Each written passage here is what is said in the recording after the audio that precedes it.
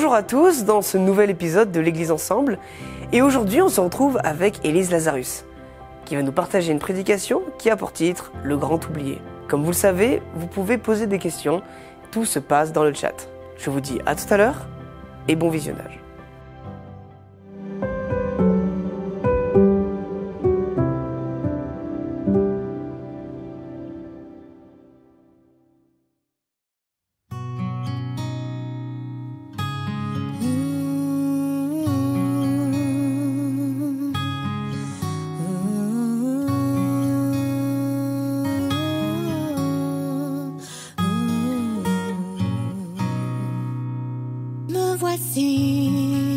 Je ne veux rien demander, me voici. Je veux juste parler à genoux. Je me tiens devant toi, écoute-moi Seigneur, je suis là. J'ai vécu bien des désillusions, j'ai vaincu. Par ta force, ton pardon, j'ai réalisé que tu m'accompagnais et que tu m'as tout donné. Oui, je veux te remercier simplement pour chacune de tes bontés. En chantant, je ne pouvais imaginer, mais maintenant je peux te remercier.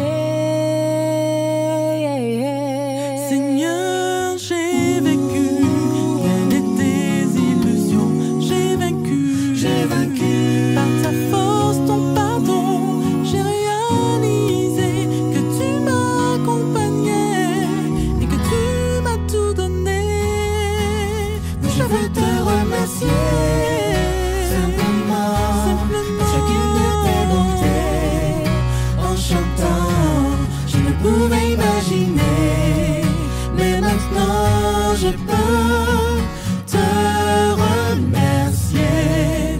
Oui, je veux te remercier simplement pour chacune de tes bontés. En chantant, je ne pouvais imaginer, mais maintenant je peux te remercier pour tout ce que je suis et ce que je serai. Chaque combat et chaque succès, pour ce que je sais et ce que je ne comprends pas, je veux te remercier pour ce qui était et ce qui viendra. Mon histoire, mon avenir, tu guideras pour m'avoir créé, pour m'aimer tel que je suis. Je veux te remercier.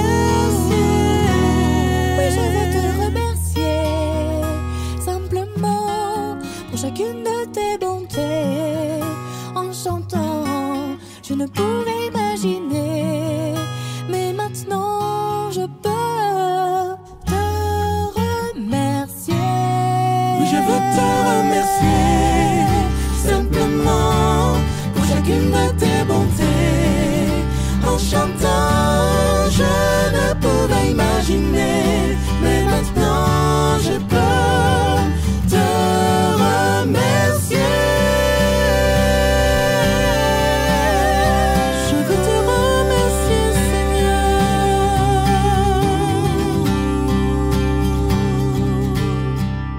Me voici,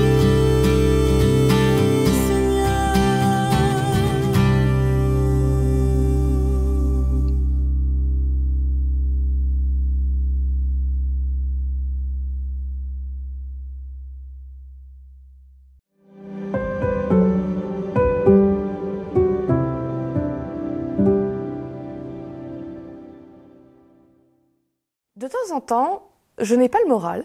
Oui, ça arrive. Et quand j'ai pas le moral, parmi toutes les choses que je peux faire pour aller mieux, il y en a une, c'est je vais aller regarder des vidéos YouTube un peu particulières. Je suis une grande fan des vidéos où il y a des animaux qui en adoptent d'autres.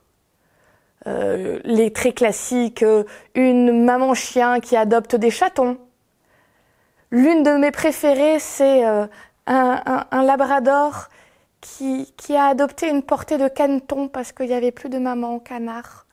Et c'est trop mignon de le voir courir avec les petits canetons qui courent derrière. Et quand ils vont dormir sous sa tête, sous ses oreilles. Je craque. À chaque fois, je suis là. Ouh. Ne me jugez pas, je suis sûre que je ne suis pas la seule. Je suis sûre qu'il y en a plein parmi vous qui aiment ça aussi. C'est normal, ça remue quelque chose en nous de voir des animaux qui vont au-delà de l'instinct ou juste du sang pour prendre soin de petits êtres qui sont dans le besoin, qui sont si fragiles. Et oui, ça nous remue de voir que les animaux sont capables de comprendre ça. Alors aujourd'hui, je voudrais vous parler d'une personne de la Bible qui, selon moi, est sous-estimée. On ne reconnaît pas assez sa valeur. Et c'est une personne qui est un parent adoptif. Ah, peut-être que certains d'entre vous commencent déjà à avoir une idée. On va parler de Joseph. Non, pas le Joseph de l'Ancien Testament, pas le fils de Jacob. Le Joseph du Nouveau Testament, le père adoptif de Jésus. Et c'est vrai que je trouve qu'on le sous-estime. Souvent, on va parler de Marie, qui est formidable, qui est une femme extraordinaire, j'aime beaucoup son histoire. Mais peut-être que du coup, ça met un peu dans l'ombre celle de Joseph. Or, vraiment, en m'y intéressant un peu, je me suis rendu compte qu'il est incroyable, Joseph. D'abord, c'est un homme vraiment bon. Et si vous ne voyez pas qu'est-ce que je veux dire par un homme bon, je vous propose qu'on prenne le texte qui est dans Matthieu, chapitre 1, et on va prendre le verset 19. Joseph, son mari, qui était juste et qui ne voulait pas la dénoncer publiquement, décida de la répudier en secret. Donc pour la petite histoire, beaucoup la connaissent, mais Marie a reçu la visite d'un ange qui lui a dit « Tu vas être enceinte par l'action du Saint-Esprit ». Quand on recoupe avec d'autres textes, on sait qu'elle part chez sa cousine Élisabeth, plusieurs mois, qu'elle revient. Et il y a un léger petit détail qui saute aux yeux de Joseph, qui est fiancé avec Marie. Joseph, il n'a pas eu de relation sexuelle avec elle. Et selon la loi qui a lieu à cet endroit du monde, à cette époque-là du monde, il a le droit, évidemment, de rompre les fiançailles, de réclamer réparation à la famille parce qu'on a attenté à son honneur, et il a même le droit de faire lapider Marie pour être une femme adultère. C'est pas très rigolo, mais c'est son droit. Et le texte dit que Joseph était un homme juste, mais je vais aller plus loin que juste, c'était un homme bon. Parce que non seulement il ne va pas réclamer justice pour son honneur bafoué, mais il est là le soir en train de réfléchir comment est-ce qu'il peut faire pour arrêter les fiançailles en secret pour que Marie ne soit ni lapidée, ni même humiliée. Il essaye de la protéger alors que, pour lui, dans sa tête, elle l'a trahi. Pardon, mais ça, c'est être un homme bon.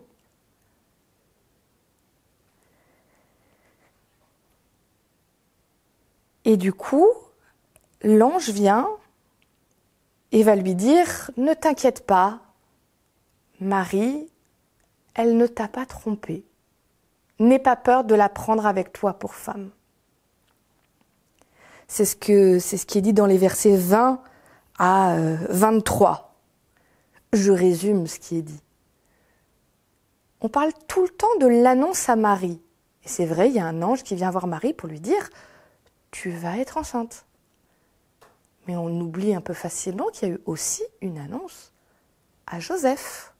Lui aussi, un ange est venu le voir pour lui dire que Marie allait être enceinte et que prends cette femme chez toi, prends-la pour ton épouse.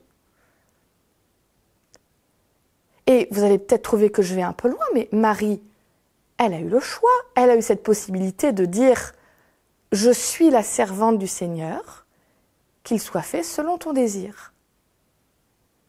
Mais quand Joseph, on lui apprend « Ce bébé, il est déjà là ». Il ne peut pas dire « Ah non, non, non, non, non, non, le bébé, il remonte, hein ». Il est là, il est dans le ventre de Marie, cet enfant. Et il choisit d'obéir à ce que l'ange lui dit. Et je voudrais qu'on s'arrête 2 secondes et qu'on réfléchisse. Dieu a choisi Marie pour être la mère de Jésus. Mais Dieu a choisi Joseph pour être le père adoptif de Jésus. Et Marie, quelque part, alors elle sait qu'il y a quelque chose de miraculeux qui s'est passé, elle sait bien qu'elle n'a pas connu d'homme. Mais quand ce bébé est là, il y a quelque chose de très ancré, de très hormonal qui se passe, parce que, bah oui, elle sent dans sa chair, dans son corps, cet enfant qui est là, qui grandit, elle sent qu'elle le porte, elle sent qu'elle le nourrit déjà dans son sein. Elle s'y attache. Mais Joseph, il n'a pas cette partie-là émotionnelle de le sentir au fond de lui. Et pourtant, il choisit quand même d'aimer cet enfant, de le mettre en priorité, de l'accepter comme le sien et de l'élever comme le sien. C'est magnifique. Il sait qu'il n'a aucun lien de sang avec cet enfant. Mais il décide de dire « je l'aimerai, je l'élèverai et j'en ferai ma priorité ».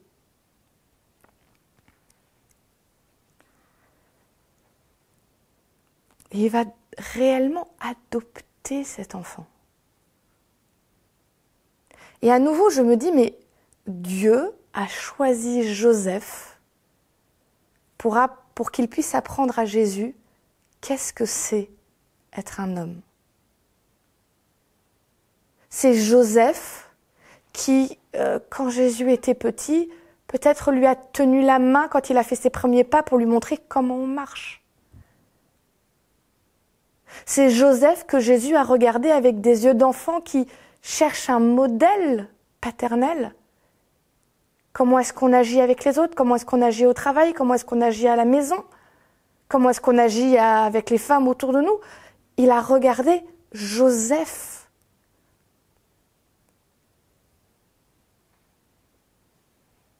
C'est Joseph qui lui a donné les premiers enseignements bibliques. C'est pas n'importe qui, c'est pas n'importe quoi. Joseph est celui qui a appris à Jésus qu'est-ce que c'est qu'être un être humain, un homme.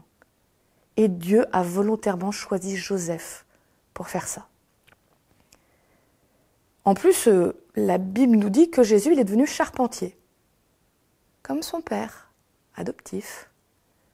Et oui, la tradition quand même voulait que on reprenne le métier du père, mais en Israël, c'était pas obligatoire. Surtout que c'était pas du terrain, c'était pas des champs, c'était pas. Donc Jésus, il savait qu'il avait une autre mission qui arrivait. Il aurait pu se concentrer uniquement sur ça, mais il a choisi d'accompagner son père au travail, d'apprendre un métier rude, un métier dur, un métier qui pouvait être dangereux, un métier qui était fatigant, qui était manuel. Et il a appris auprès de son père, Joseph, à être charpentier. Tous les conseils, toutes les bonnes astuces, toute la rigueur aussi nécessaire pour ce travail, Joseph lui a transmis. Pour moi, c'est un hommage presque que Jésus rend à ce père adoptif de dire « On m'appellera Jésus le charpentier, comme cet homme qui m'a élevé. » Mais je crois que c'est pas un hasard si Dieu a choisi Marie et Joseph. Et là, à nouveau, je m'arrête sur Joseph. Pourquoi Dieu choisit cet homme-là pour donner des valeurs à Jésus ? D'abord, on a dit que Joseph était un homme bon, mais Joseph était un homme aussi qui obéissait à Dieu. On l'a dit. Quand l'ange vient voir Joseph pour lui dire « Ta femme va être enceinte, mais t'inquiète pas, n'aie pas peur de la prendre, c'est par le Saint-Esprit », il obéit. Il obéit alors que, soyons honnêtes, ça a dû lui attirer pas mal d'ennuis. Il vivait dans la zone. Nazareth, ça craint. Au point qu'il y a des gens qui sont capables de dire, quand Jésus est grand, peut-il venir quelque chose de bon de Nazareth ? Sans dire, c'est vraiment là où il y a les pires. C'est dur une réputation quand on vient déjà d'un endroit qui craint. Et si Joseph a vu que Marie était enceinte quand elle rentre, c'est probablement pas le seul à l'avoir vue. Donc, au mieux, les gens vont dire, Joseph, il n'a pas attendu le mariage pour connaître sa femme. C'est déjà pas une très bonne réputation. Au pire, les gens vont dire, Joseph, il a des cornes comme ça, et en plus, il la prend quand même chez lui. Mais Joseph a accepté. Il a pris Marie chez lui. Il n'a pas reculé. Et ça, c'est une preuve d'obéissance à Dieu incroyable. Et quand le temps passe et que Jésus naît, je remarque que quand il y a des messages à faire passer, l'ange les donne non plus à Marie et Joseph, mais directement à Joseph. Et ça nous en prend encore un peu plus sur le caractère de cet homme. Si je prends Matthieu 2, les versets 13 à 14. Après leur départ, donc le départ des rois mages qui étaient venus voir Jésus, qui sont retournés voir le roi Hérode, qui du coup est très fâché, se dit « C'est qui ce Jésus qui veut me piquer ma place ? Tuons tous les bébés !» Donc après leur départ, l'ange du Seigneur apparut en rêve à Joseph et dit « Lève-toi, prends l'enfant et sa mère, fuis en Égypte et reste-y jusqu'à nouvel ordre, car Hérode va rechercher l'enfant pour le faire disparaître. » Joseph se leva, prit de nuit l'enfant et sa mère, se retira en Égypte. À nouveau, Joseph obéit. On lui dit, il fait. Mais là, à nouveau, il a du mérite, Joseph. Parce que pour cet enfant qui n'est pas le sien, par le sang en tout cas, il va déraciner toute sa famille dans un pays étranger dont il ne parle peut-être pas la langue, dont il n'a pas les codes. Il va abandonner tout ce qu'il connaît, toute sa famille pendant des années. En plus, pour un pays, l'Égypte et le peuple hébreu, c'était pas forcément des grands copains, youhou, on est fan. Mais il y va. Puis il est efficace, parce qu'on lui dit, et dans la journée, il est parti. Donc à nouveau, Joseph, il écoute, il obéit, mais il agit efficacement. Et il n'a pas peur de tout changer dans son quotidien pour obéir à Dieu et pour cet enfant. Il va rester plusieurs années en Égypte. Et puis, on nous dit au verset 19, 20, et je vais lire jusqu'au verset 23, « Après la mort d'Hérode, l'ange du Seigneur apparut en rêve à Joseph en Égypte et dit « Lève-toi, prends l'enfant et sa mère et retourne dans le pays d'Israël, car ceux qui en voulaient à la vie de l'enfant sont morts. » Joseph se leva, prit l'enfant et sa mère et rentra au pays d'Israël. Mais quand il apprit qu'Archélaos était devenu roi de Judée à la place d'Hérode son père, il eut peur de s'y rendre. Divinement averti en rêve, il se retira en Galilée. et vint demeurer dans une ville appelée Nazareth, afin que s'accomplisse ce qui avait été dit par l'entremise des prophètes. À nouveau, message de Dieu, Joseph il obéit, il rentre. Mais là on voit aussi que Joseph, il n'obéit pas aveuglément. Il réfléchit et il met la sécurité de sa famille et de ce bébé Jésus, qui est plus tout à fait un bébé, en premier. Il rentre et il apprend que le fils d'Hérode est devenu roi. Et du coup, il s'inquiète. Est-ce que l'enfant est vraiment en sécurité? Et c'est uniquement quand Dieu lui confirme « Oui, tu peux y aller, l'enfant est en sécurité, va te planquer en Galilée à Nazareth, ne retourne ni à Bethléem ni à Jérusalem », que Joseph y va. Donc Joseph, il est bon, il met Dieu en premier, il obéit, il est efficace, mais il s'investit, il réfléchit, il prend des décisions et il met toujours Dieu au centre. Joli modèle, non? À chaque fois que je vois comment, quand Dieu dit quelque chose, Joseph obéit, je ne peux pas m'empêcher de penser à ce que Jésus dira des années plus tard dans l'évangile de Jean. « Je ne fais rien sans que mon Père céleste ne m'ait demandé de le faire. » Où est-ce qu'il a appris ça? Dans les Écritures, c'est sûr. Mais je crois qu'il a aussi appris ça de Joseph, de cette obéissance à la volonté de Dieu, même quand ça nous demande des sacrifices.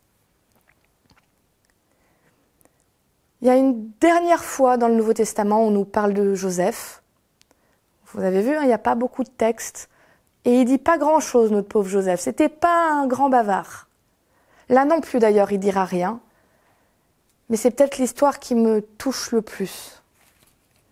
C'est dans Luc, chapitre 2. Donc Luc, chapitre 2, versets 48 à 50.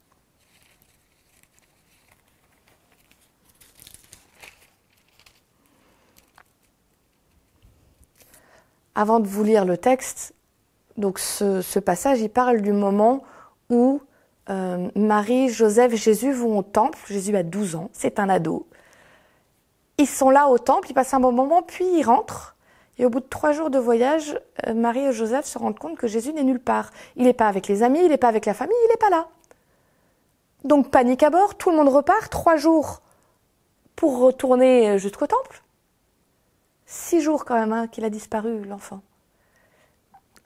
On peut imaginer l'état de panique. Et donc ils arrivent et ils trouvent Jésus dans le temple en train de parler avec les sages. Et voilà ce qui se passe donc au verset 48. Quand ils le virent, ils furent ébahis et sa mère lui dit « Mon enfant, pourquoi nous as-tu fait cela? Ton père et moi, nous te cherchions avec angoisse. » Il leur répondit « Pourquoi me cherchiez-vous? Ne saviez-vous pas que j'ai affaire chez mon père? » C'est dur. Vraiment, quand on lit toute la Bible, on sait pourquoi Jésus dit ça. Mais honnêtement, pour Joseph, là, je trouve ces mots terribles. Il l'a élevé, cet enfant, il l'a aimé. Et puis bon, ça fait 6 jours qu'ils ne savent pas où il est. Tout parent sait que déjà 1 heure où on ne sait pas où est notre enfant, on est en panique. Alors 6 jours, on ne le fait pas, c'est une très mauvaise solution et ce n'est que la peur qui parlerait si on le faisait, mais franchement, là, les fourmis dans les doigts de lui mettre une claque, de ne pas comprendre l'angoisse dans laquelle il les a mis. Et j'ai dit, hein, on ne frappe pas les enfants, c'est pas la solution. Mais juste, je dis ça pour qu'on réalise à quel point il devait être dévasté, inquiet. Et arriver pour ce qui peut être pris, même si ce n'est pas le cas, mais ce qui peut être pris pour de l'insolence d'un gamin de 12 ans. Mais en plus, là, Joseph, Jésus est en train de dire « Mon père, c'est plus toi. Je m'occupe des affaires de mon père. » C'est rude. Pourtant, Joseph accepte. Joseph ne fait pas de reproche derrière, c'est pas noté. C'est dit au verset 50, ils ne comprirent pas ce qu'il leur disait. Et on continue, puis il descendit avec eux à Nazareth, il leur était soumis, sa mère retenait toutes ces choses, et Jésus progressait en sagesse, en stature et en grâce auprès de Dieu et des humains. Par amour, Joseph a accepté même que Jésus lui dise ça. Parce qu'il savait qu'en effet, il était un père adoptif et que Jésus avait ce Père divin qui dépassait tout. Mais quel amour! Alors pourquoi est-ce que j'ai pris tout ce temps pour vous parler de Joseph ce matin? D'abord pour une première chose qui nous concerne tous. Jésus, il a eu une maman, par le sang, une vraie maman, à travers Marie. Et il a eu un père adoptif à travers Joseph.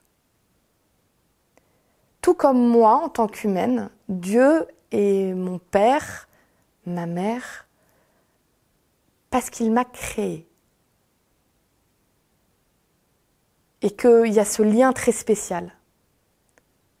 Mais à cause du péché, on s'est éloigné de lui, et donc la Bible nous dit aussi que Dieu veut être notre père adoptif. Il a ces deux casquettes, tout comme Jésus a eu un parent par le sang et un parent adoptif.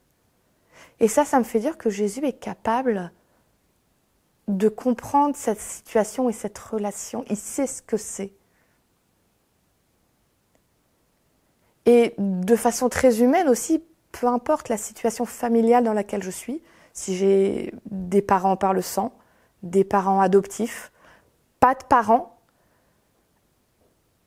Jésus comprend qu'est-ce que c'est. Il sait aussi qu'est-ce que c'est de perdre un parent, puisque visiblement Joseph disparaît après les 12 ans de Jésus, et quand Jésus est adulte, on ne le mentionne plus. Il n'apparaît nulle part, il n'est pas à la croix, il n'est pas avec Marie, visiblement. Il est mort à ce moment-là. Donc Jésus sait ce que c'est de perdre un parent.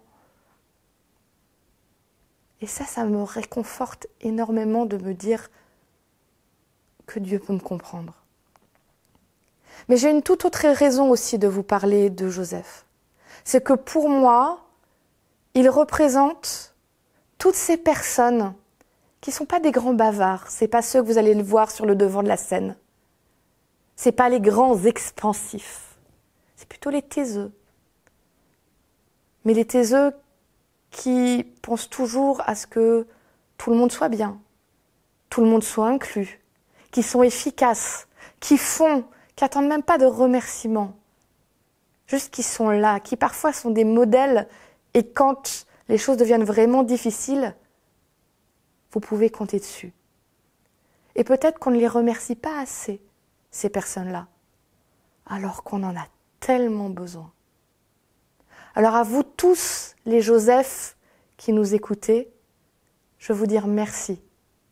Merci d'exister. Merci pour ce que vous faites. Merci pour l'exemple et le modèle que vous nous donnez. Merci à Élise Lazarus pour ce temps de partage.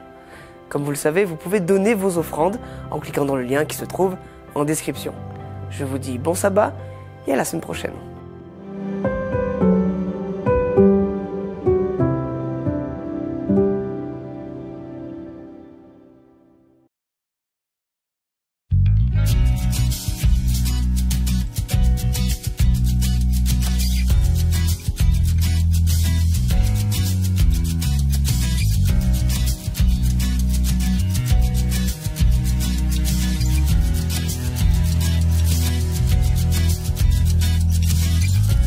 Elle se lève remplie de passion, la nouvelle génération qui va porter l'évangile à toutes les nations. Nous sommes à l'heure de vérité, nous n'avons plus le temps d'hésiter. Allons porter l'évangile à toutes les nations. vois des jeunes partout de la terre qui se consacrent à la prière. Je vois l'Esprit, le consolateur, qui ouvre les cœurs. Je vois l'Église de Dieu qui répond, qui se consacre à la mission. Je vois un peuple où jeunes et vieux vont chanter pour Dieu. Nous sommes à toi, Seigneur. Nous sommes à toi, Seigneur. Dans les épreuves ou dans la joie, nous sommes à toi. Nous sommes à toi, Seigneur. Nous sommes à toi, Seigneur. Dans les épreuves ou dans la joie, nous sommes à toi.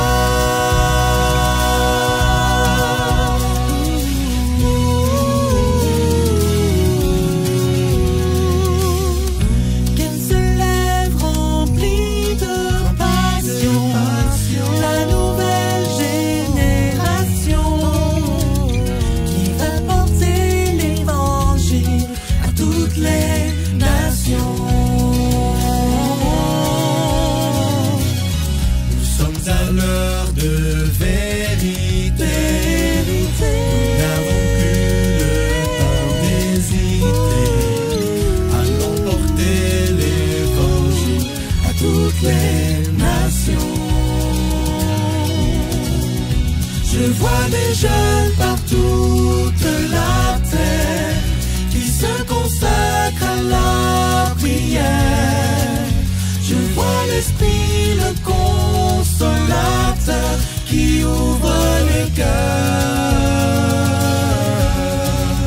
Je vois l'Église de Dieu qui répond, qui se consacre à la mission. Je vois un peuple où jeunes et vieux vont chanter pour Dieu. Nous sommes à toi, Seigneur. Nous sommes à toi, Seigneur.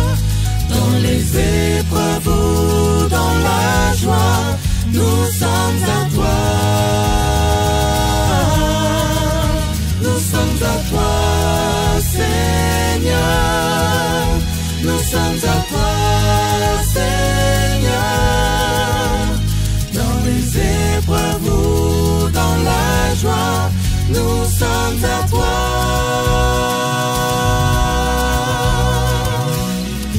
Nous ne vivons que pour toi, et nous servons le roi des rois. Dans les épreuves ou dans la joie, nous sommes à toi. Nous ne vivons que pour toi, et nous servons le roi des rois. Dans les épreuves ou dans la joie, nous sommes à toi. Nous sommes à toi, Seigneur. Nous sommes à toi, Seigneur. Dans les épreuves ou dans la joie, nous sommes à toi. Nous sommes à toi, nous ne vivons que pour toi. Nous sommes à toi, et nous servons le roi des rois. Dans les épreuves ou dans la joie, nous sommes à toi. Nous ne vivons que pour toi, et nous servons le roi des rois. Dans les épreuves ou dans la joie, nous sommes à toi.